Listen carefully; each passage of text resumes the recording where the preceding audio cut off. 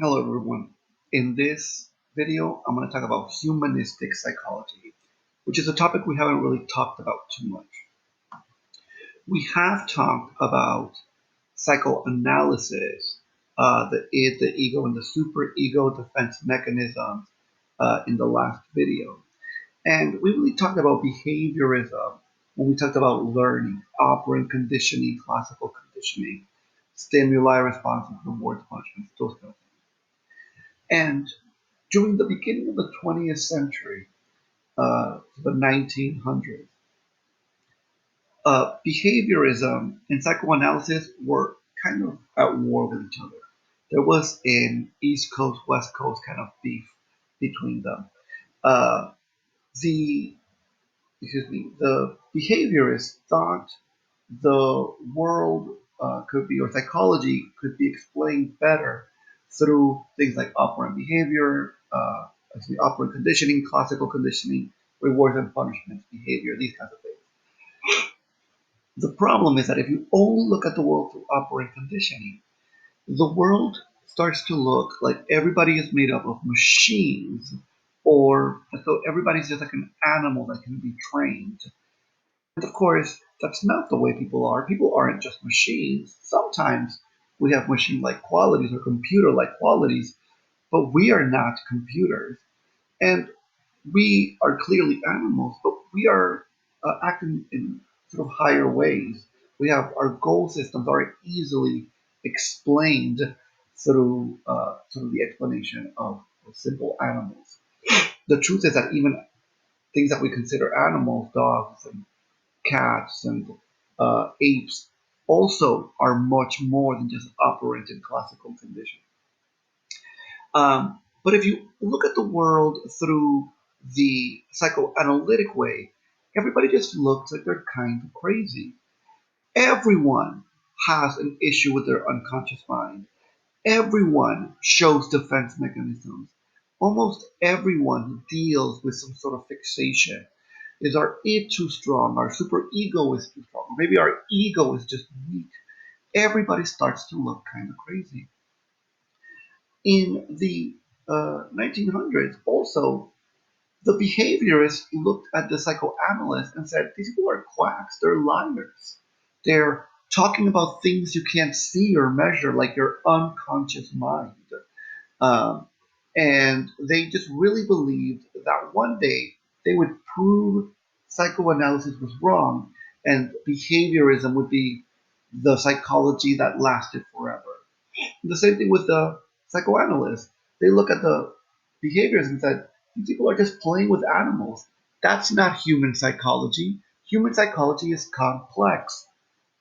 And they really believed that one day their field of psychology would be proven right and behaviorists would be proven kind of wrong and psychoanalysis would last forever. Of course, neither of those things happened. Both psychoanalysis and operant conditioning give us a lot of information, a lot of the early theories, but neither of them lasted as the only true psychology because there's no such thing. But right around the middle of the 1900s, around the 1950s and 60s, a new kind of psychology started to develop, which we call humanistic psychology. And humanistic psychology cares more about what makes people, what makes us functional and better, and how do we grow. And humanistic psychology cares a lot about free will, self awareness, psychological growth. They focus on healthy personalities and how do we get to become a healthy personality. They talk about the person's consciousness, their subjective opinion. Uh, uh, excuse me. Now, if the people that you've probably heard about in human psychology might be Maslow. You've probably heard of the hierarchy of needs, which I'll go over very briefly. And you've probably heard of Rogers and his theory of self actualization. Now, the self actualized person is a person who learns to behave and act. Their personality is in balance with who they want to be. as sort of a grown person or a person who is trying to be a good person, as opposed to all of those unconscious drives that fuel the child and somebody who is actualized or not self-actualized, is being fueled by all of those drives, while the person who is self-actualized tries to control those and act in accordance with their beliefs. And so I'm going to talk about these one at a time. And I'm going to start out with Maslow's hierarchy of needs, which you've probably seen or at least heard about. Now, this theory doesn't explain how we grow a personality or how our personality is different from other people's or develops. It's talking about how our personality has to have all of these things in place in order for us to be who we are. And if one of these things is not in place, one of these needs is not being met, then all of a sudden we revert back to that need. And the first need is the physiological need. This is hunger and your desire to sleep and your desire for thirst or to drink water. If you're in the middle of a business meeting and you're thirsty, that's all you can think about. You can't think about what anybody else is talking about. You can't focus on the problem that your business is dealing with. You're just thinking about getting some water. If you're sleepy in the middle of class, that's all you're thinking about is falling back asleep. And whatever the teacher is talking about means nothing to you. You ignore that. If you're hungry while you're chatting with a friend, whatever your friend is talking about becomes nothing. You're only focused on your hunger. This need must be met before you can do anything else. If it is met, then you can move on to your next need, which is your need for safety. If you think someone is trying to hurt you, or if you're not sure where you're going to sleep tonight, again, whatever's going on in that business meeting, whatever's going on in class, whatever your friend is talking about, all of those things fall apart. They don't mean anything.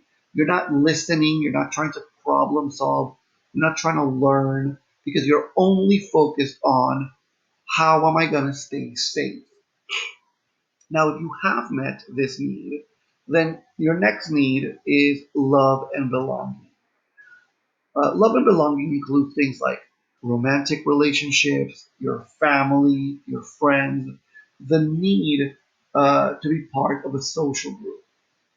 If your friend and you got into a fight and your friend isn't talking to you, that business meeting isn't so important. The same thing with the classroom. If you just broke up with your boyfriend or girlfriend, that classroom, whatever you're learning there, becomes unimportant. Even though you know logically that it does matter, this need, this drive to be part of the social group, whether it's romantic or friendship, or your boss is angry with you, or some other relationship is falling apart, that comes first in the needs. Now, hopefully, those first three needs have been met. And you are currently in your esteem need to be met. And most of us kind of fall short here. This is where we kind of get stuck. Because your esteem need is your need to feel worthy, to feel like other people care about you or that you're important somehow. This is in part why we want to go to college, why we want to graduate, because we want to feel worthy.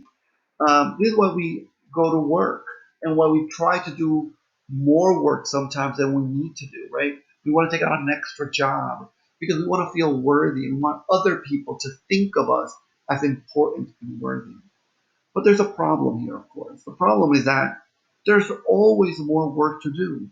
There's always another goal to set and another way to feel worthy, another way to be a better parent, to uh, be better at our job, to do better at school. You could always get another.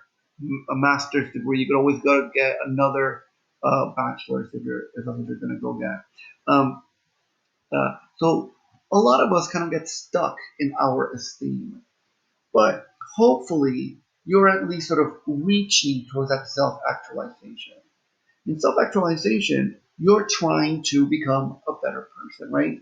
Maybe you believe that we should help the homeless, but you're not going to quit your job and go help the homeless.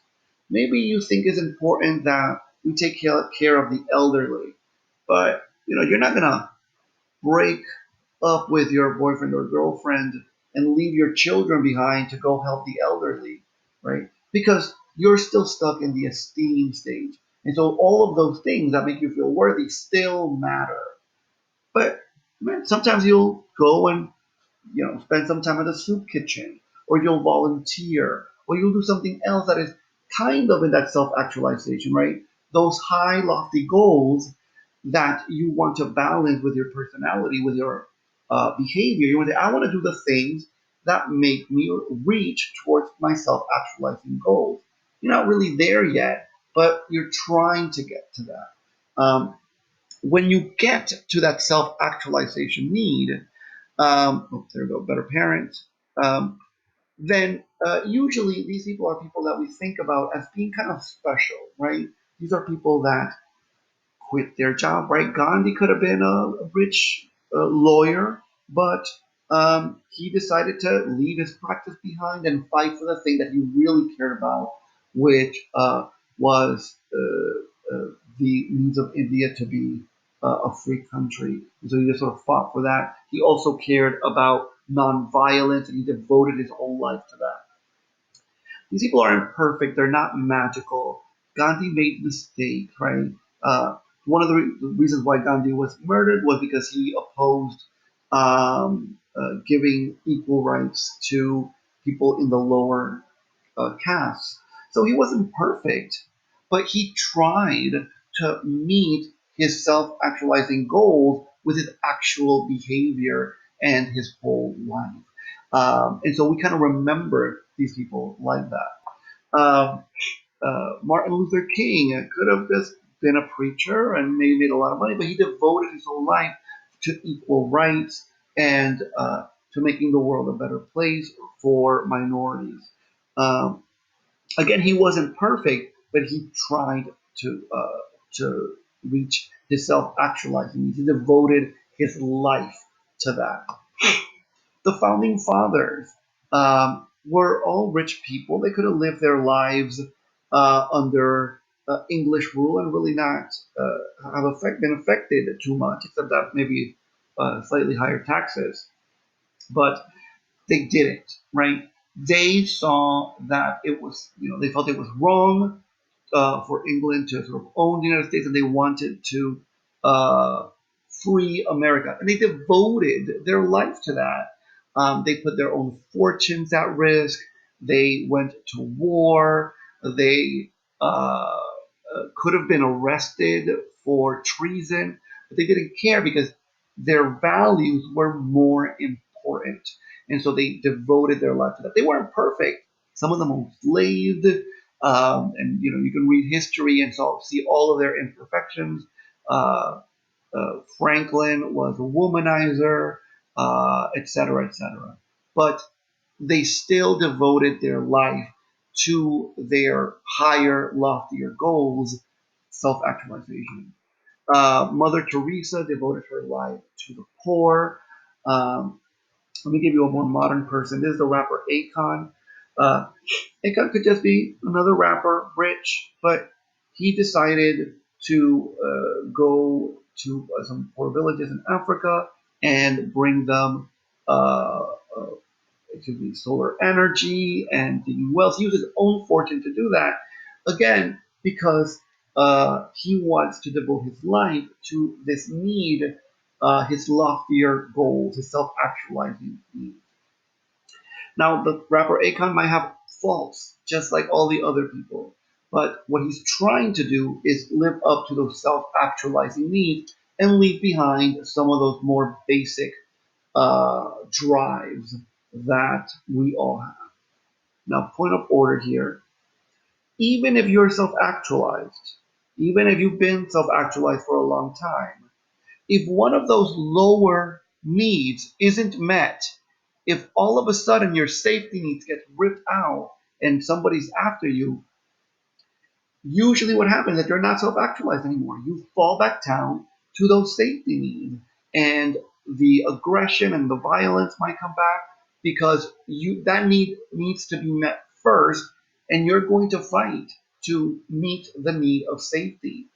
Um, or maybe you haven't eaten anything in the past, let's say, 8 hours, and you're kind of starving. And yeah, you might be in esteem or you might be self actualized, but right now, the need that is being met or that needs to be met is physiological.